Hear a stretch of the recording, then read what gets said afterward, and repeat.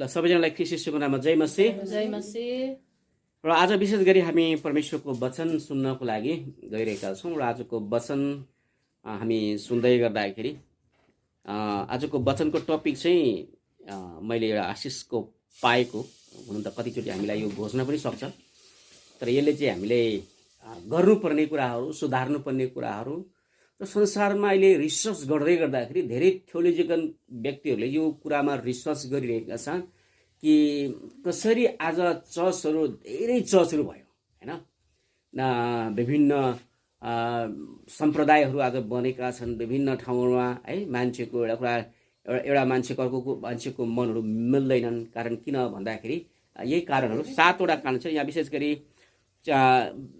वचनको शीर्षक चाहिँ चर्चलाई नाश गर्ने 7 पापहरू है। वचनको शीर्षक के छ?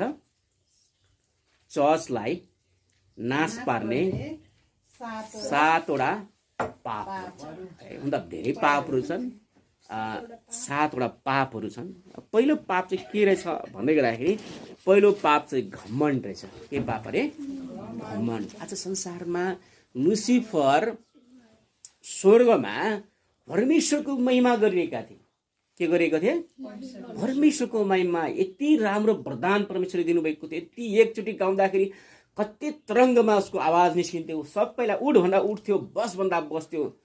तर त थाहा छ आज लुसिफर स्वर्गदूतबाट, अहिले भरेको छैन, लुसिफर स्वर्गदूतबाट ऊ आज डिभिल्स, शैतान भनेर उसलाई परिचय दिएको छ।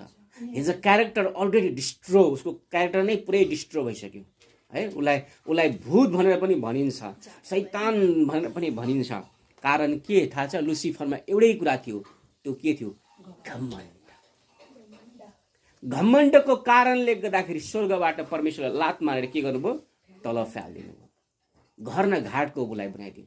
आज धेरै मानिसहरूको जीवनमा घमण्डको कारणले गर्दाखेरि धेरै मानिसको विनाश, जब तपाईँको जीवनमा घमण्ड आउन सुरु गर्छ नि, तपाईँको विनाश आउन सुरु भयो भने तपाईँले सोच्नुपर्छ।